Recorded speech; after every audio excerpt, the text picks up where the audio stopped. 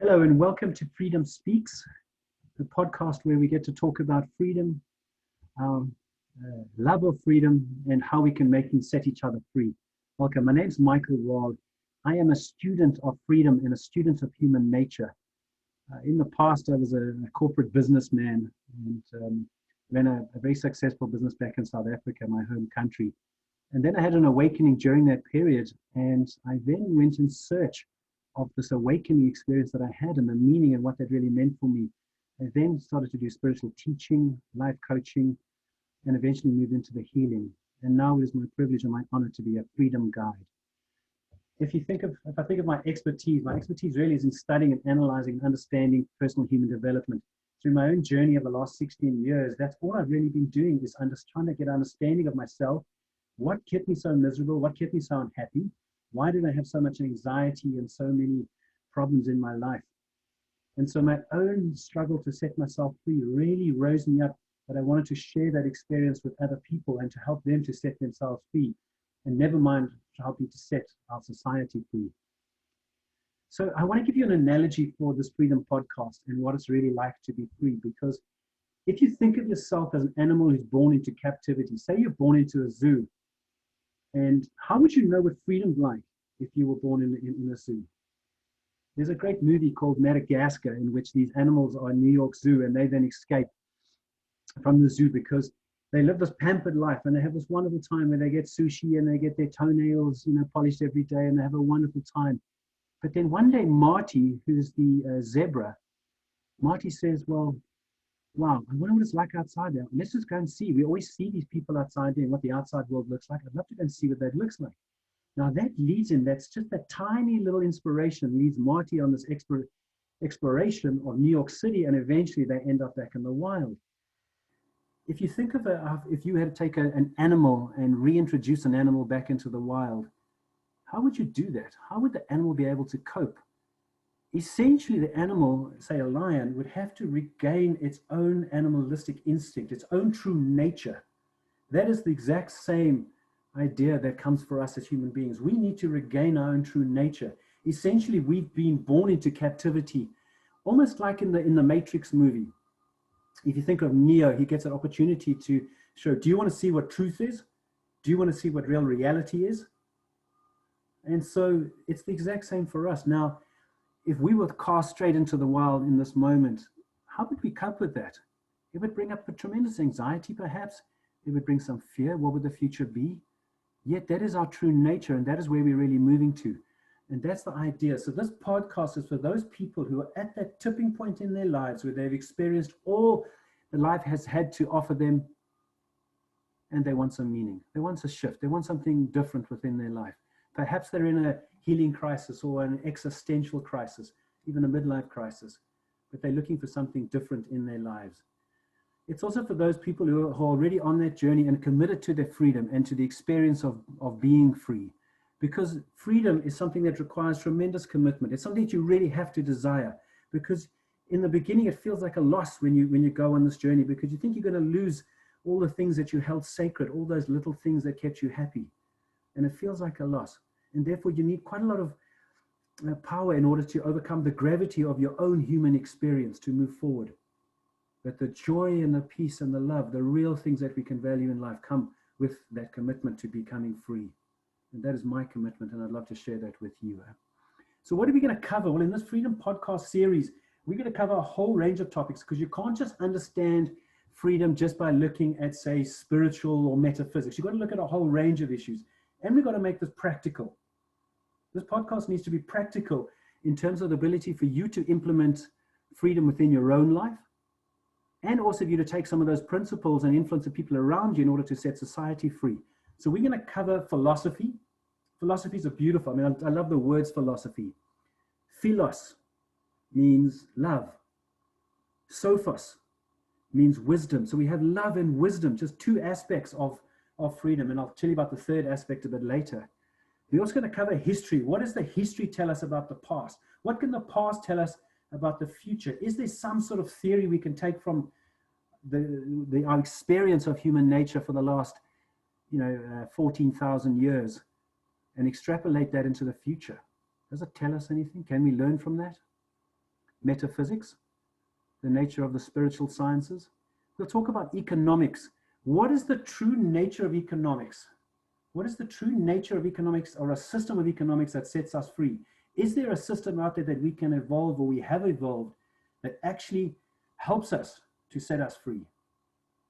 The same for politics. Is there a political system that sets us free?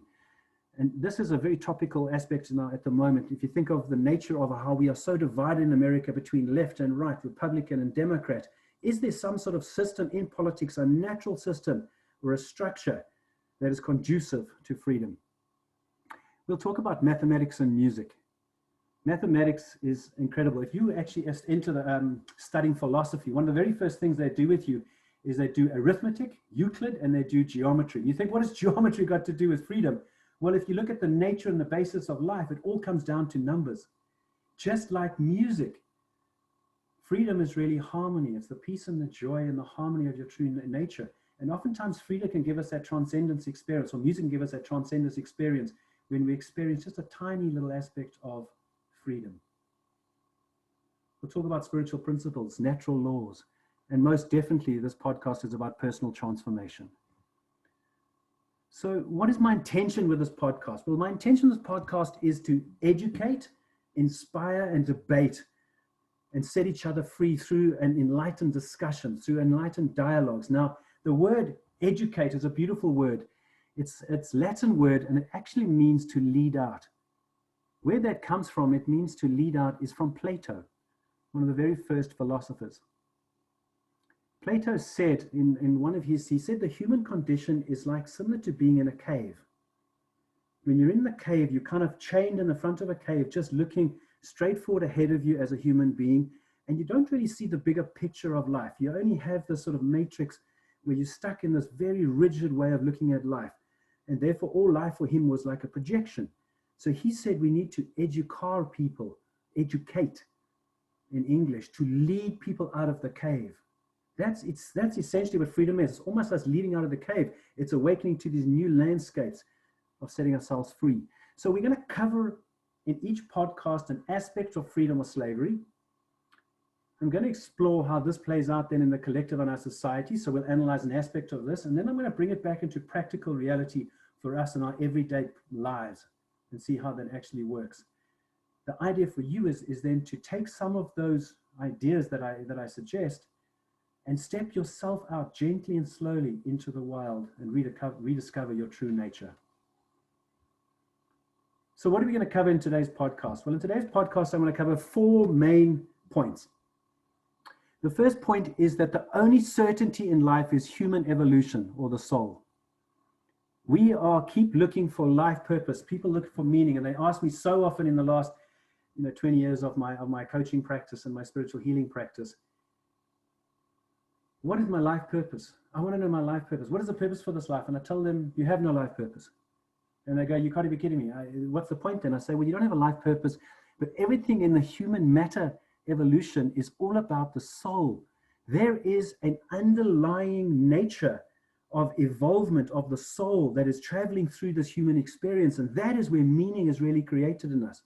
And that is what we're doing. That's what every civilization, the evolution of mankind, has all been about, the evolution of the soul. And that is where meaning really comes in. It's the only place you can find meaning. Otherwise, meaning just becomes a perception, really, of what meaning is. The second topic we'll talk about is the pursuit of freedom is the goal of all life. There is no other goal in life but the pursuit of freedom. And all the little sideshows we have in our life, they're not really that meaningful unless they got to do with our own evolution.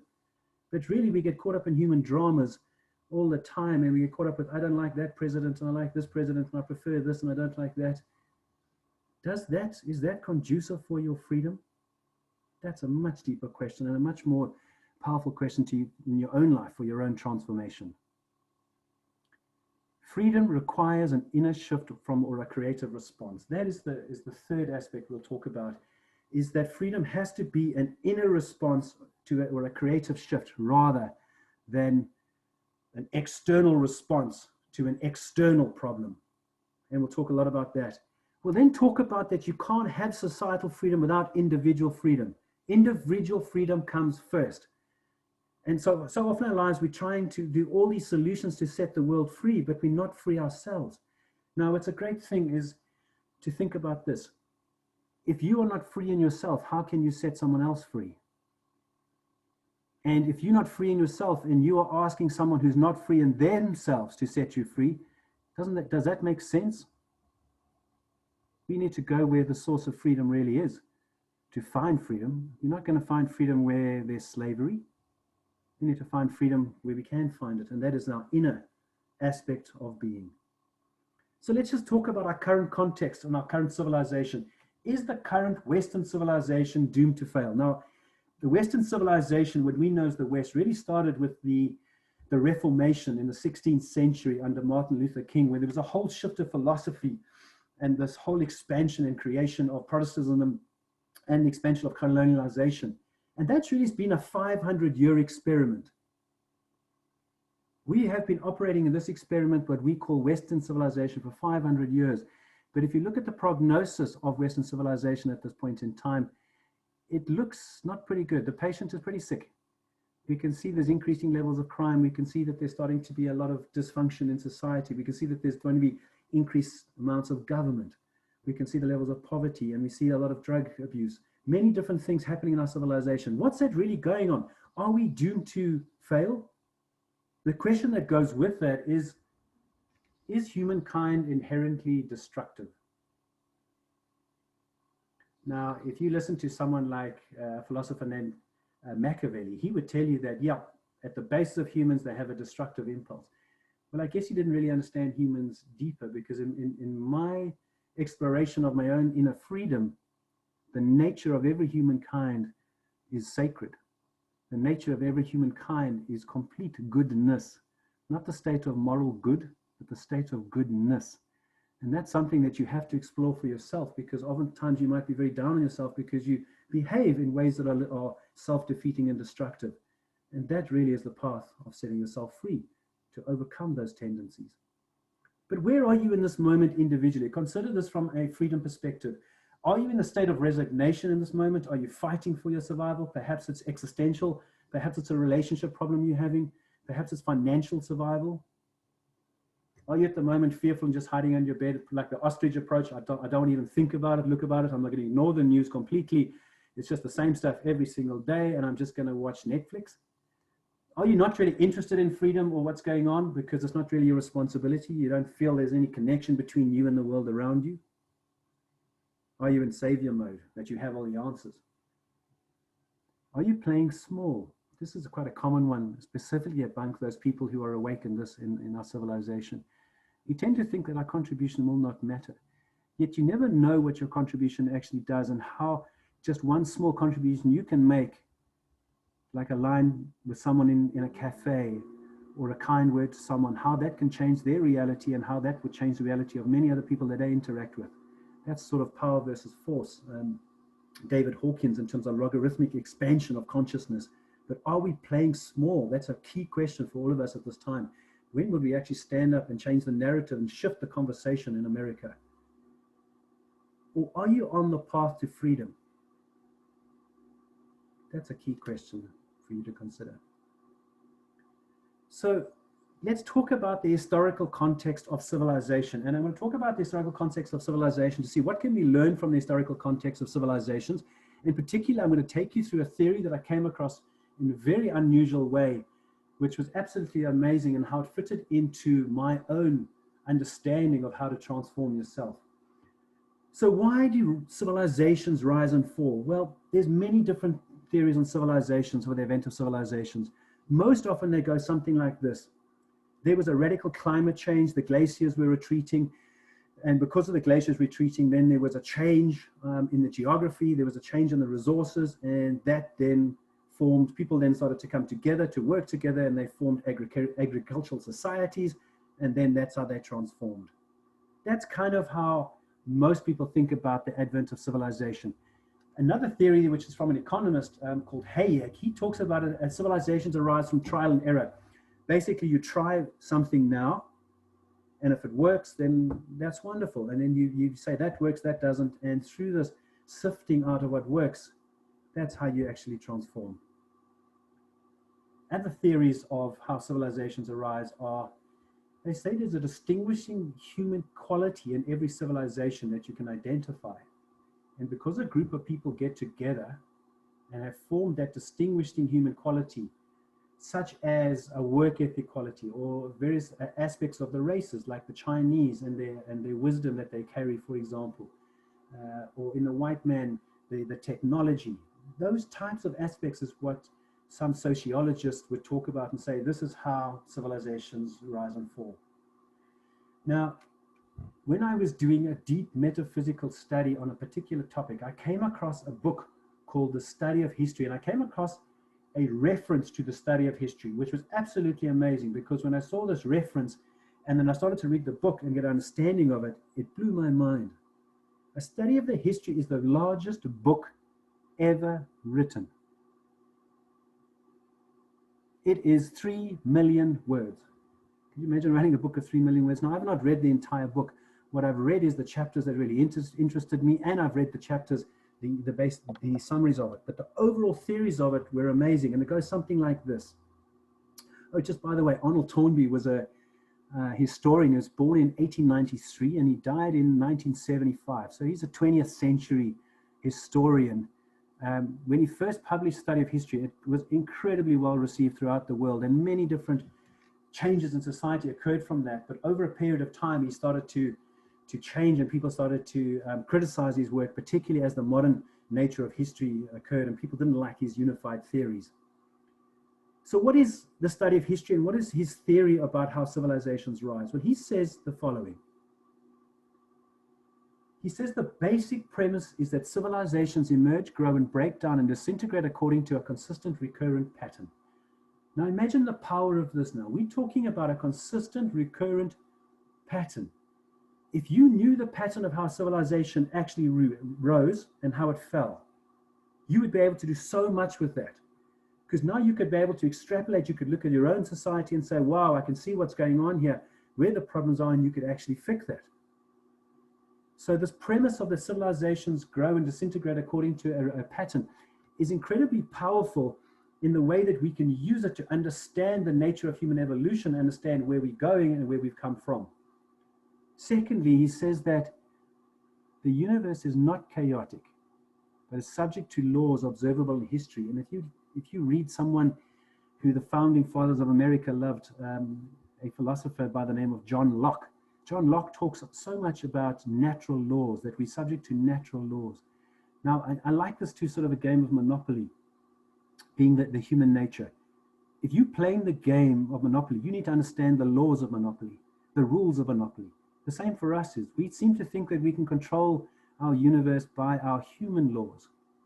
But really, there has to be some other laws that go behind that, some laws that are not changeable, that are rather immovable, but are set up for us. And that is a huge aspect of how to transform yourself and how to step into your freedom, is to understand the basis of natural laws. Toynbee rather says that those laws are observable in history. Very interesting. Toynbee says that primitive societies evolved through challenges and response. Now, when I read that, it struck me as that's exactly how I've looked in my own life and said, well, the times when I made the greatest strides and the greatest transformation were the times that I had the most difficult times, perhaps my long dark night in the soul, when I had the most difficult challenges. That's really when I can recall my greatest growth spurts. It was not when I was in this beautiful place of feeling relaxed and happy and joyful. It was really when I was in a lot of misery and unhappiness. So Toynbee says that primitive societies evolved through these challenges and responses. And it's the nature of what the response is like, that creative response that we have within us, that determines the outcome in terms of the shift and the creation of a society. Toynbee goes on further to say that engines of societal growth create individuals and groups, which is the law. He calls it the law of withdrawal and return, which is wonderful. He actually quotes Chinese metaphysics here in the book, which is incredible. He talks about the yin and yang of change. He says that when you go through an existential crisis, or you have some sort of problem in your life, what is required is for you to withdraw, to go into a yin phase, a phase of being deeply within yourself.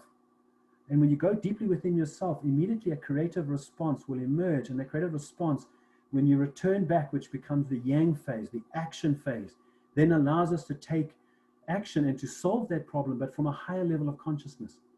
You know, not like what Einstein said, you can't solve a problem using the same consciousness that gave rise to the problem. Kind of similar to that, the law of withdrawal and response. And we see that in nature. We have seasons that work like that. Winter is the season of withdrawal. Then we have spring, it's the nature of growth. So he says the same thing happens for us, but he says in civilizations, you need a minority of creative individuals in order to take that forward. That was amazing, because that's what I had observed in myself. There were periods when I grew exponentially, and there were periods when I needed to integrate. And then I could face the next challenge, and the next challenge kept on coming, or the next obstacle to my growth kept on coming, or the next external event happened in my life that made me unhappy or I felt miserable. And my response was not at a level yet where I could actually respond. Instead, I would react. So this law of withdrawal and response is extremely powerful, both in our own lives and in societal, in civilizations. Now, Toynbee talks about that in the history of humankind, there have been 21 civilizations, but he says that there have been 650 primitive societies, which is so interesting, because he says that there have been so more primitive societies, and he says, well, why did those primitive societies not evolve? He says they really didn't evolve because they didn't have any creative response. He differentiates between primitive societies and civilizations in terms of civilizations generally have to be long-lived, through a wide geographic area, and they have to have large relative populations. Compared to primitive societies, which are short-lived, they have very narrow geographic areas and small populations. So we could consider a civilization such as Rome. Rome was started in about 400 BC, and it ended in about 400, 500 BC with the fall of Constantinople in those days. So that's almost 1,000 years of Roman civilization, and the Greeks were around for 800 BC, and they finished up somewhere in AD era, depending on where you think they kind of merged into the Roman civilization. But that's a long civilization. So those civilizations are different because they're long-lived, wide geographic area. The Roman civilization, for example, they had conquered Britannia, they had conquered so many parts of Asia, they had conquered so much parts of Turkey, and many areas of the world. So, and they also had relatively large populations. So Toynbee talks about we only have 21 civilizations in the history of civilizations. And the current civilization, he says, well, civilizations arise out of a creative response to difficult solutions. So we have an external stimulus, some massive problem, like the Egyptians. The Egyptians had a big problem because as the glaciers did start to retreat, and so it got a lot more warmer in those countries and etc., the animals were moving up gradually, and so that they had a choice to be nomadic, follow the animals, or to find some way to subjugate the desert and this incredibly wild valley of the Alexandria Valley, where the Nile really flows into, to use that. And their creative response was incredible. They used mathematics, they used geometry, they used incredible ways of agriculture, new ways of farming in order to form communities and to farm large tracts. That was then the temperate nature of the desert. So this creative response. Toynbee goes on further to say that creative response that happens in civilizations really happens on two different areas. It happens in a shift in scientific and a shift in religious. Now, when he talks about religious, he's talking about the Latin word for religion, which means religio. It means to bind to a higher power. It's not the dogmatic, rule-based church religions we see today. It's more about binding yourself to a higher power. So he's talking about the nature of how these two shifts happen. Now, if you look at Western civilization, we seem to be incredibly far technologically, and we're moving at the speed of light technologically. But where are we religiously? And by religion, I mean binding to a higher power, to a higher inner authority or a higher authority than yourself that you might view in this moment. Where are we within our own levels of faith and trust? Where are we within our own inner authority? At the moment in Western civilization, we seem to be far on the one leg, and you'll see these two different legs, and I'll talk about this in another podcast. The nature of science and religion really are the two aspects of transformation that happens for every single person. The nature of how you do the practical, the action, and the passive, and how those both need to be balanced. Toynbee also says that the greater the ease of the environment, the weaker the stimulus to civilization. So he's saying the more difficulty we have in our lives, the more difficulty we have within the problem, the greater the stimulus is then to evolve.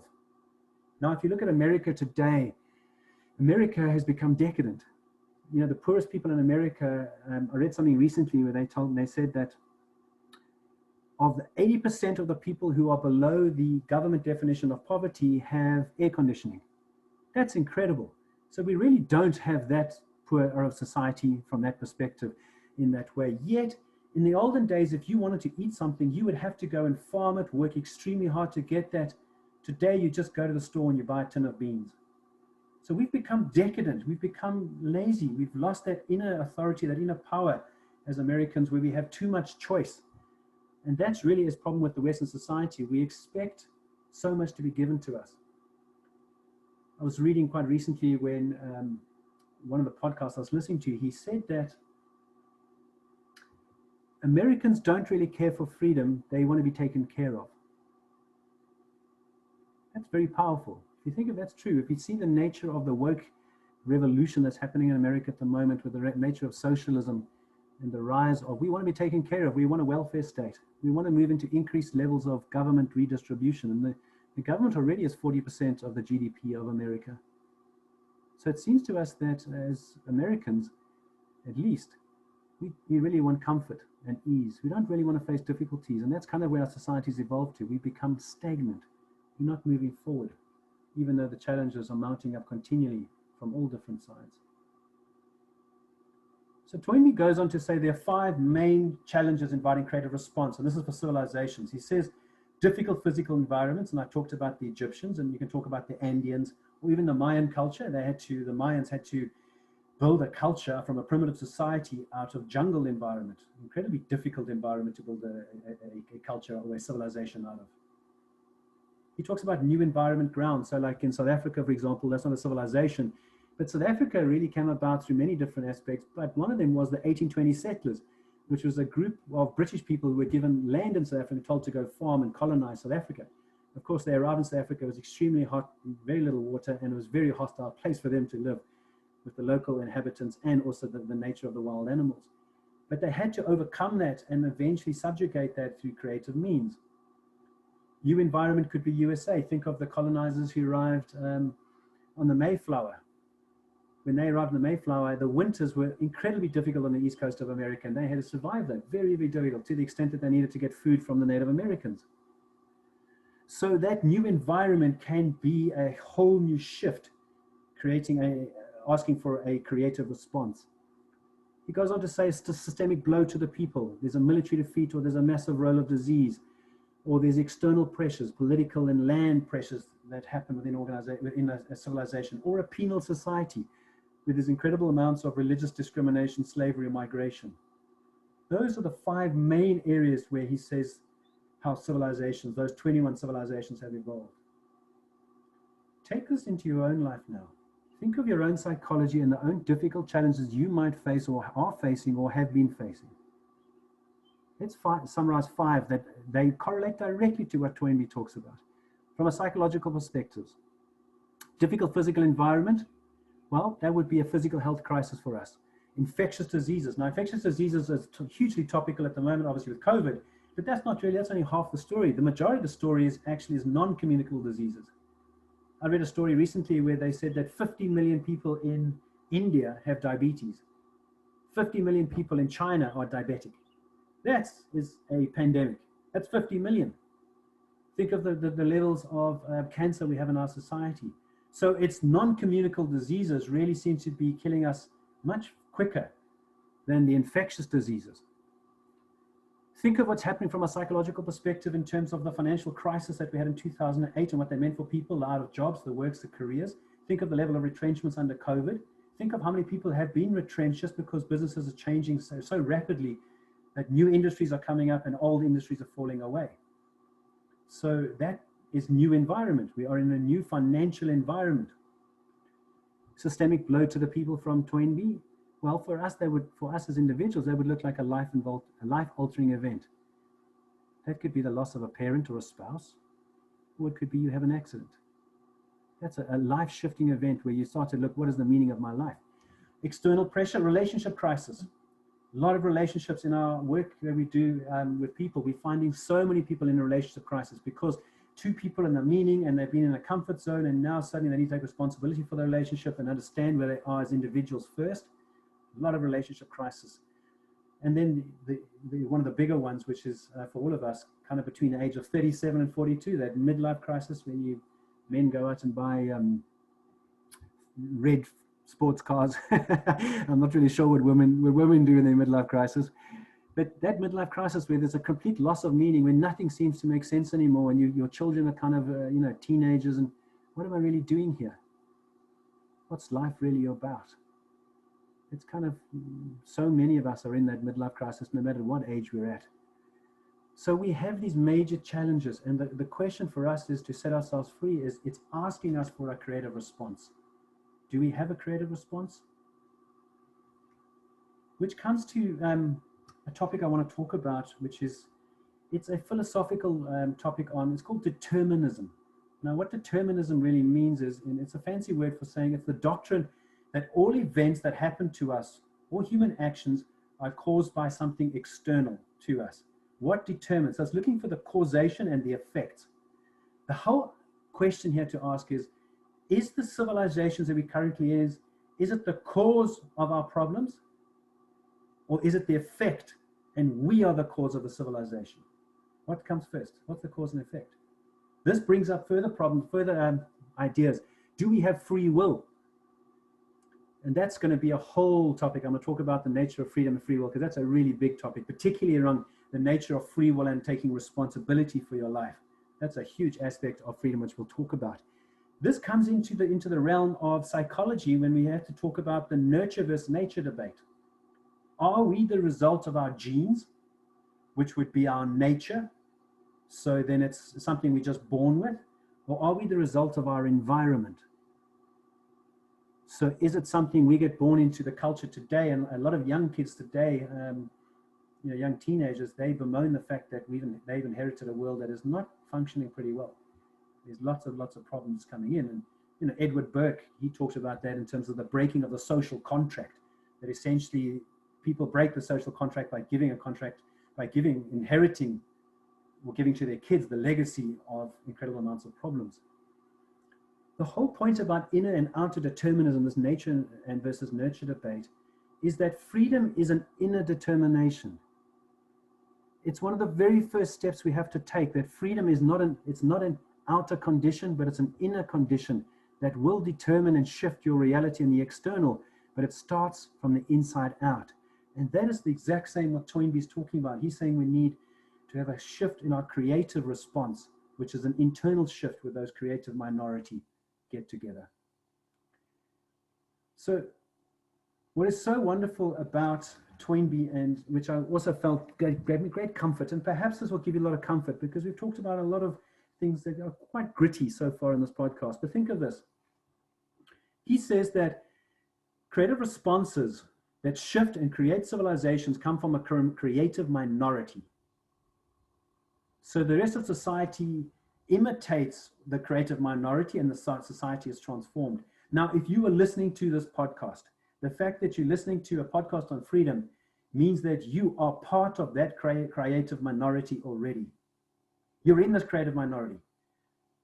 And from my perspective and from Toynbee's perspective, it's not the dominant minority at the moment that we see, the 10,000 people who run America that will determine the future of America. They don't really have any idea. It's like the blind leading the blind. They don't really have an idea what freedom is or where we're really going. They don't have a context that our freedom is this journey of human evolution. They just keep making laws to fix problems, and they're squabbling over petty things, this and that. They don't really see the bigger picture. But it's the creative minority that is going to shift and transform our society. And the fact that you're listening to this podcast, you are in that creative minority. Perhaps you don't know it, but your contribution is absolutely vital. And it's time for you to find your voice and speak up as the creative minority. It's time for you to set yourself free in order that you can step into that creative genius that you are within you. Who are we following?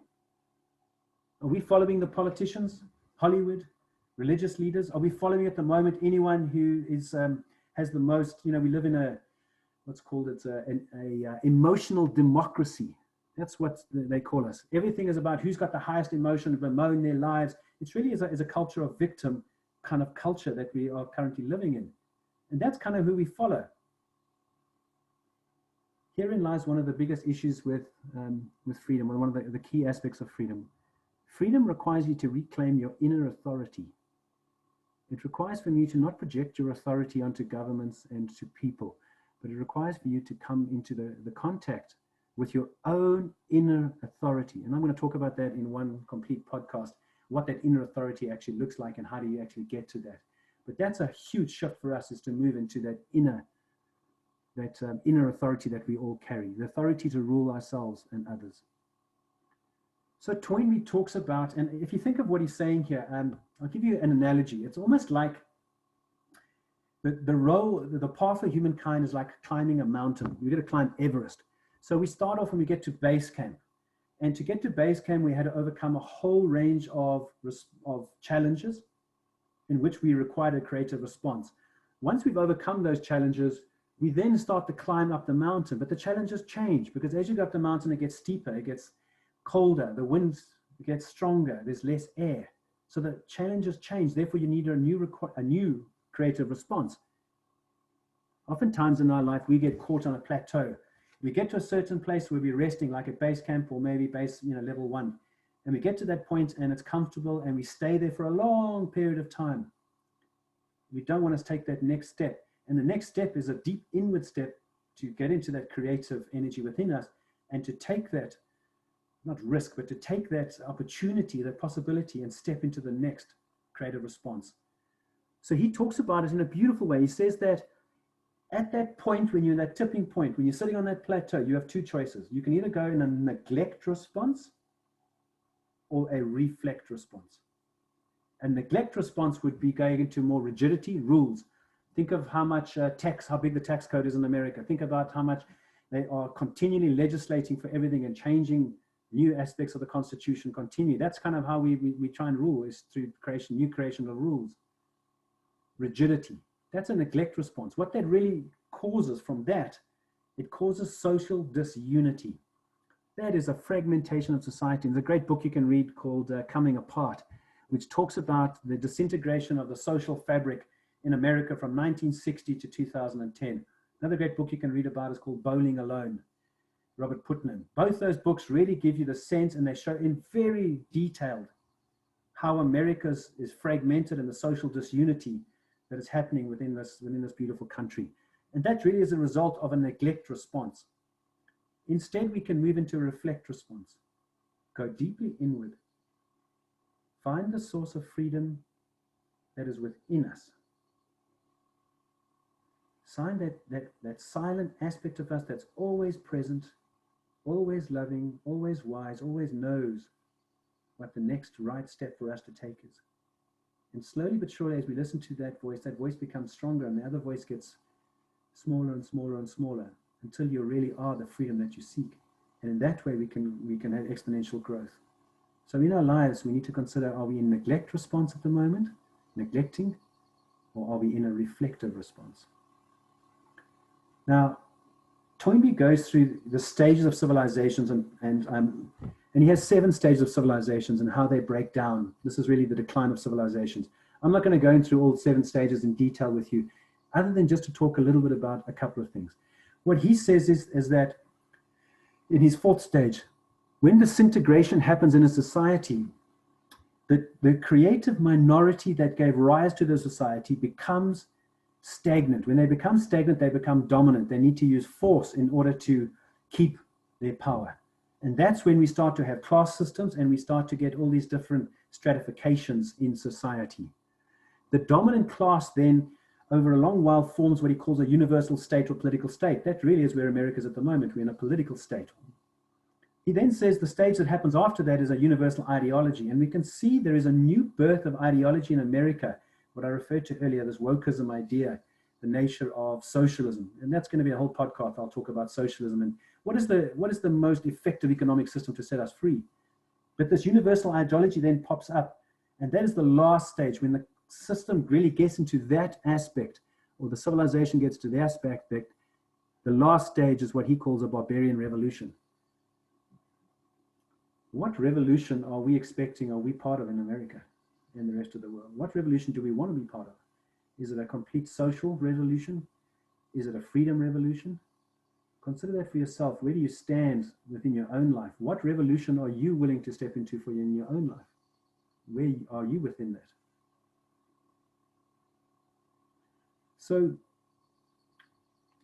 one of the great things we can look at history is, and I'll just give you a quick example of the differences between two aspects of history. I want to talk about the Paleolithic era, which is the era of the nomads, and the era of the Neolithic era, which is when we started to form agriculture. And why I talk about this is because there's this great book you can read called The Fall. And in The Fall, this lady charts, she says that the nature and the creation of the separate will, or the separate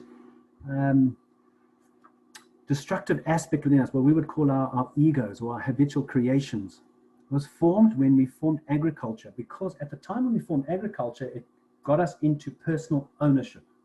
Once we owned something, we could lose something, then we would fight for that. And then there was jealousy and envy and etc. So the original first peoples that we have on this world, the Native American, etc., they essentially shared property. But in the Neolithic era, property, it was the rise of private property. Now, we seem to have a problem with private property today, and I'm going to do a whole podcast just on private property to explain the nature of that shift from the first peoples to the second peoples to the third peoples. That will be the next shift for all of us. And how the nature of the shift from shared property or being a nomadic lifestyle, how we evolved into private property, and what the next shift is for us, and why it's crucial for us to make that shift. Consider this. In the history of mankind, there have been 107 billion people who've lived in the world. That means if there's 7 billion people, it means for each one of us, there's 15 people who have lived before us. How many of those people do you think were free? Do you think the first peoples were free? Do you think they were more free than we are today? That's such an interesting conversation to have about the nature of evolution and where we're actually coming from, because it's so relevant today in terms of with our beautiful Native American communities here and all the first people throughout the world and where we are evolving to going forward. So our history really is the history of slavery. So where are we enslaved? And I'm getting to the end of the podcast now because I think we've given tons of information now, and we need to settle it down. What I want to talk about just to finish up is external slavery and internal slavery, and giving you some ideas where we are enslaved, because it's quite helpful to make this practical now. So from an external slavery perspective, we are enslaved to government subjugate individual rights. The true role of government is to protect individual rights. And that does not mean equality of opportunity. Neither does it mean equality of outcome. It's something very different. But we are today love equality of outcome and equality of opportunity. We have to ask ourselves, does that set us free? Today, external slavery on the outside is really our human societal laws, which are based on controlling and force, that dominant minority that wants to control and force us. Yet the nature of external freedom is natural laws. There's something behind that, natural laws, the unchangeable laws. Think of gravity, it never changes. Whether you're a Republican or Democrat, gravity affects you the same. It's a natural law. Think of religions that enforce dogmas.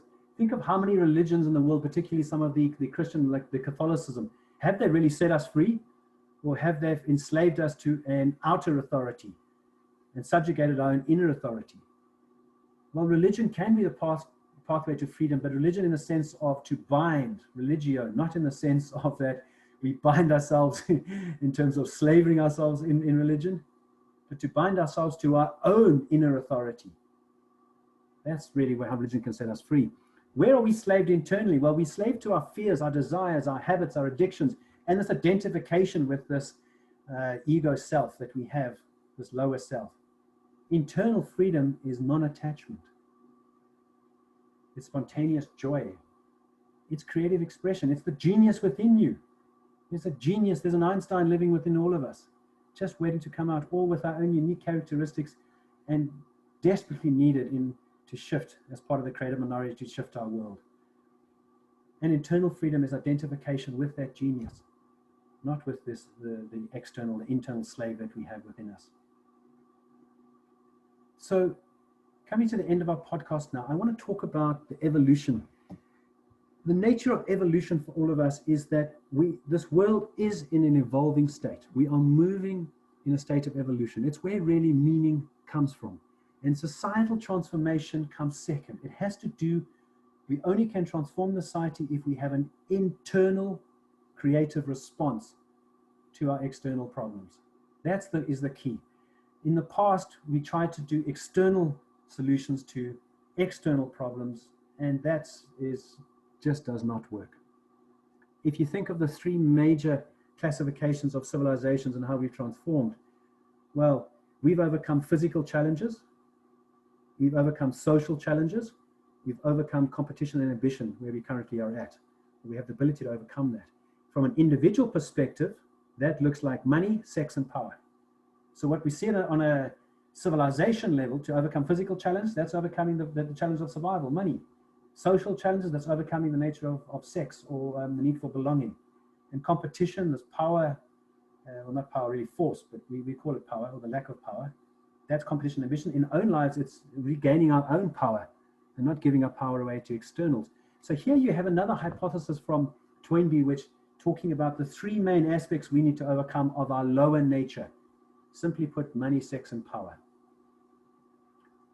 So the framework for human evolution starts with personal mastery, becoming vital independence in your own life, then through internal cohesion to bond to each other and create group structures, and only then is to cooperate to create higher form entities. You cannot skip any of those steps. So what we've covered today in this podcast is 4 main points. The only certainty in life is human evolution, what you can bank on. It's the meaning is only going to be in our human evolution. The pursuit of freedom is the goal of all life. Freedom requires an inner shift or a creative response. An individual precedes societal freedom. Now, to sum this up for you and give you a sense of what you can do practically, there's lots to consider and to re-listen to the podcast, but think of this. The very first step for you is to stepping into your freedom shoes, is to discover your wisdom. That is the very first step, and we teach that in our workshops, particularly reclaiming your wisdom. Wisdom is the very first step. You need to get to know yourself, get to know your patterns, your ins and outs, get to know where you are slaved. Look at your habitual creations, look at your character, look at the motivations behind those characters, look at the needs behind those characters, and look at the illusion of the sense of loss, or the sense that you don't have any of those needs covered within your life. Look at all of that. Start with getting to know yourself. It's the very first aspect of setting yourself free, is wisdom. You get to know yourself. After that, we can move into then healing ourselves. And finally, we move into that higher stage when we're right at the top of Everest, when we learn to love ourselves. So thank you for listening today. It'd be wonderful for you to reach out to me if you need to me. There'll be at the end of this podcast, there's a lot of information how to contact me if you want to have a personal consultation with me on individual coaching or mentoring or healing. You want to join one of our workshops or just have a conversation about freedom, I would love to do that. If you're a business leader and you're looking for personal leadership and freedom transformation for you and your business, please contact me. I'd be really happy to assist you with all of those conversations. It's been great being with you. I look so forward to seeing you next time. Many blessings.